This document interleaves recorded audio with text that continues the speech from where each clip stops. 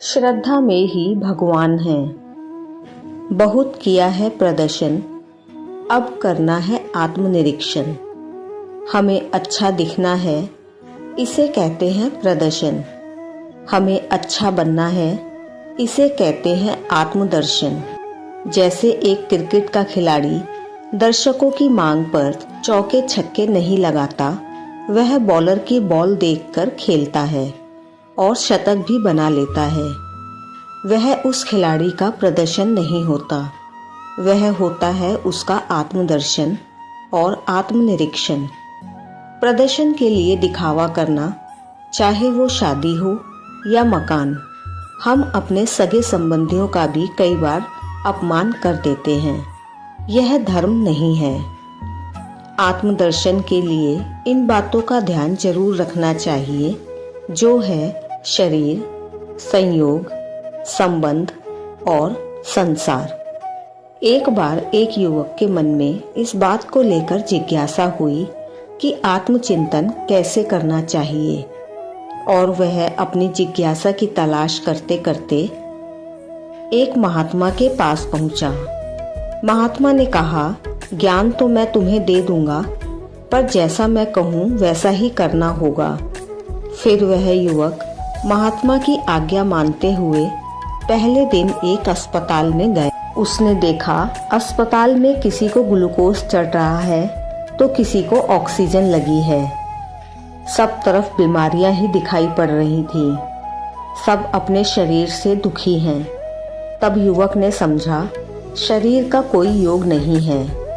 उसने जाकर महात्मा को बताया तो महात्मा ने कहा कि शरीर से मोह किसी काम का नहीं होता। अगले दिन महात्मा ने युवक को अदालत में भेजा।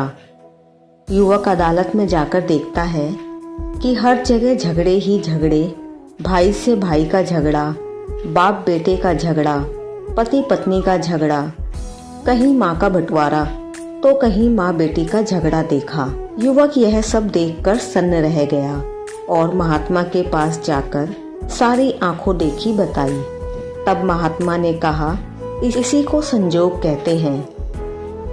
अब महात्मा ने युवक को आश्रम में भेजा। युवक आश्रम में पहुंचता है और देखता है कि एक बुढ़िया माँ जोर जोर से रो रही है। उसने पूछा, माता क्यों रो रही हो? तब बुढ़िया माँ बोली, कल मेरे बेटे का जन्मदिन था। मैंने अपने बेटे की मंगल कामना के लिए उसे फोन किया, पर मेरे बेटे ने मुझे बहुत डांटा और कहा कि मैं सो रहा था, तूने मेरी नींद खराब कर दी।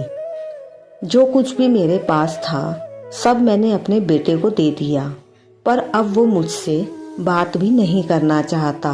वहां खड़े उस युवक ने उस बुढ़िया की दशा देखकर समझा कि जब बेटे का स्वार्थ था तो मेरी माँ, और अब बेटे को अपनी माँ से कोई काम या कुछ नहीं मिलेगा तो वह अपनी माँ को ही भूल गया। इसका मतलब स्वार्थ है तो संबंध है, वरना कोई संबंध नहीं है। महात्मा ने अगले दिन उस युवक को शमशान में भेजा। युवक ने शमशान घाट जाकर देखा कि बहुत सी अर्थियां जल रही थीं। कोई बाप अपने जवान बेटे के लिए तो कोई पति अपनी पत्नी के लिए रो रहा था। सब परेशान हैं। तब उसने समझा कि संसार का अंत सफर यही है। जो अपने अच्छे कर्मों से हम इस सफर के रास्ते को आसान और सुगम बना सकते हैं, जिसके लिए हमें आत्मचिंतन करना होगा और धर्म को अपनाना होगा।